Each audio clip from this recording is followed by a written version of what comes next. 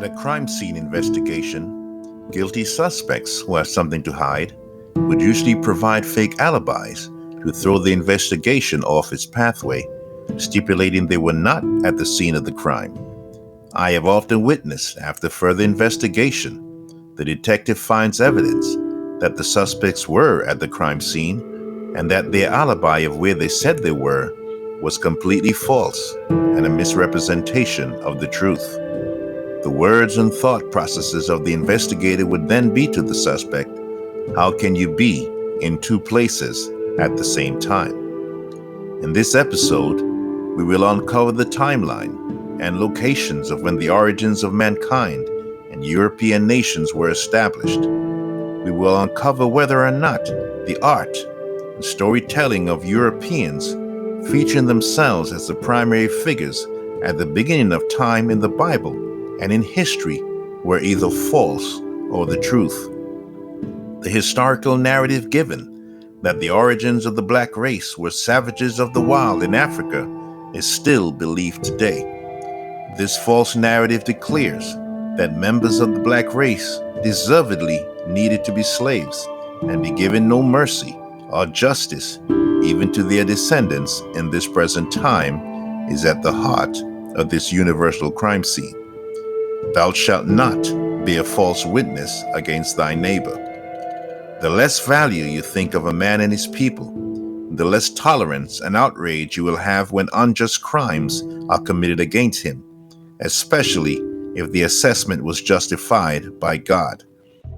Beyond the Shadows will present before the court if European dominance and established societal order occurred in a completely different location in the West, where we place Europe today, and after the fall of the Roman Empire in 496 AD, something is terribly askew to their narrative, featuring themselves as Adam and Eve and all the other important figures in history and the Bible, which occurred in the East hundreds of years before they were established.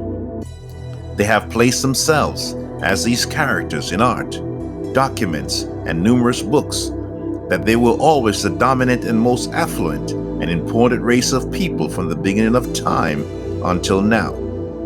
However, the fall of the Western Roman Empire, which gave way to European dominance, would register some 3,000 plus years after man's origins, and other established empires and great nations had already ran their course.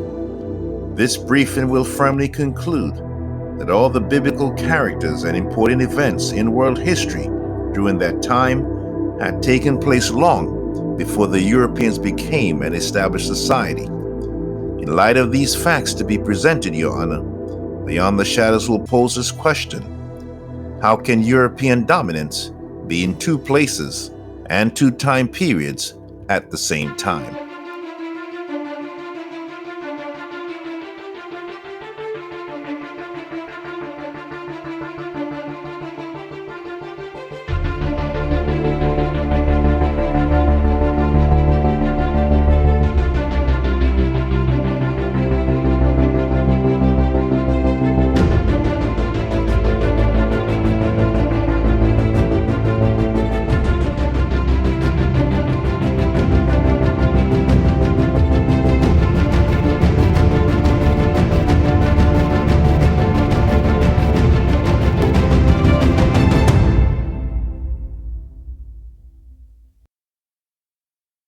Beyond the Shadows agrees that the Bible, when tested by historians with names of places, time periods, events, and a host of prophetic predictions, have been completely accurate in presenting its case as a filter for truth versus error. This formula of accuracy can be seen in Daniel chapter 2, which orchestrates world empires that occurred over time, their beginning, and then their eventual end. A quick synopsis of the image in Nebuchadnezzar's dream provides insight into the kingdoms and world empires of the past in sequential order from the head of the image to the feet. Further study will show that historical accounts line up with the biblical account of when these kingdoms were formed and when they ended, as well as the last one that was formed that still holds dominion today. It is quite clear that biblical and historical facts will show that the last kingdom on this image that came into existence as representing the feet of iron and clay were the European nations, who I must say was struggling out of the gates in education, science, astrology, and understanding of how the world works, and a variety of things that societies and empires of the past already mastered. Their period of enlightenment, scientific revolutions, and modernism were light years away, metaphorically speaking, from the empires of old, of which the first mention in Daniel chapter 2 as the head of gold was the kingdom of Babylon. We will discover in further study that the kingdom of Babylon and the earliest settlers in Earth's history, which starts with Noah and his 3 sons after settling in the land of Shinar, were people of black origins. The Enlightenment period in Europe took place in the 15th and 16th centuries and had its birth from a number of reasons which pulled Europe out of the Dark Ages. The Dark Ages were between the 5th and 14th centuries, lasting 900 years. The timeline falls between the fall of the Roman Empire and the Renaissance, or period of enlightenment. It has been called the Dark Ages because many suggest that this period saw little scientific and cultural advancement. Enlightenment occurred when the Crusaders, composed of European military units, traveled to the East to fight in the Holy Wars against the Muslims and became educated about many things, including warfare, gunpowder, and even better castle designs. The Muslim scholars taught European scholars many things about science and medicine.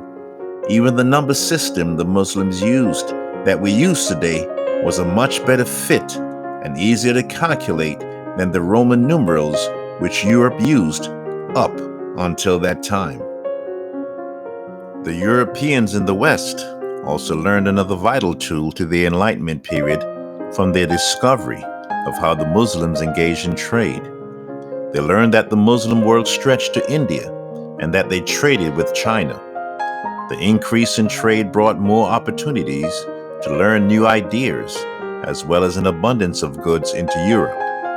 Europeans brought back knowledge of plants, irrigation, and the breeding of animals, to name just a few. They brought back many goods such as lemons, apricots, sugar, silk, cotton, and spices used in cooking.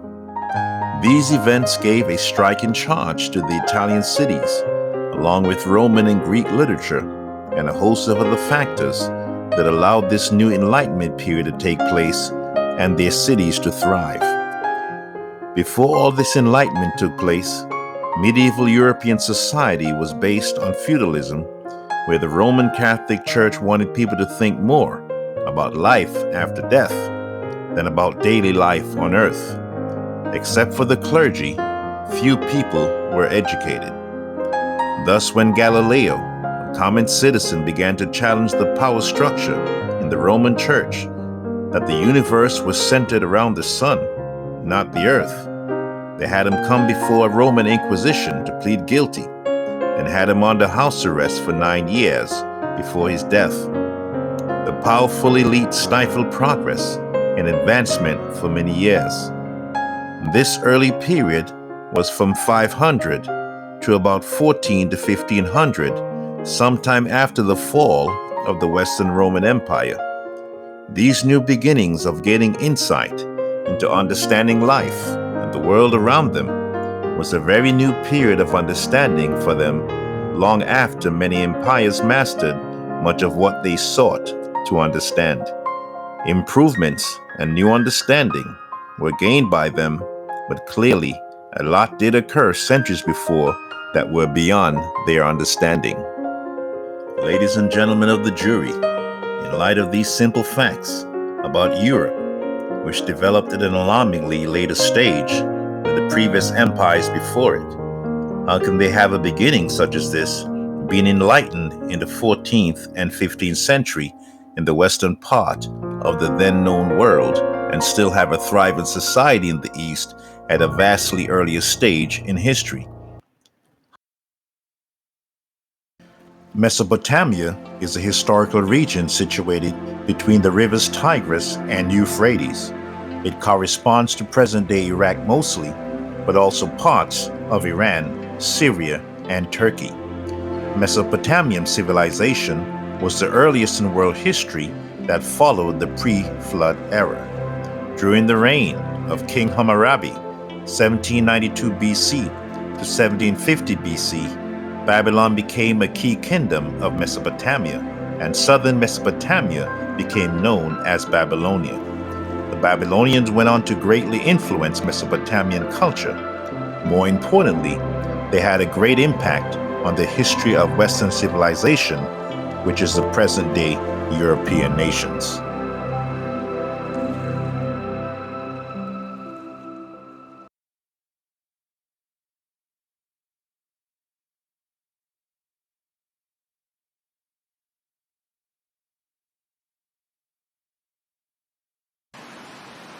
Tune in for the next episode when we explore the rivers of Eden, where Adam and Eve lived, to clearly see which continent inhabited our first parents and where these early settlers in the post-flood era lived. Until next time, as we move beyond the shadows.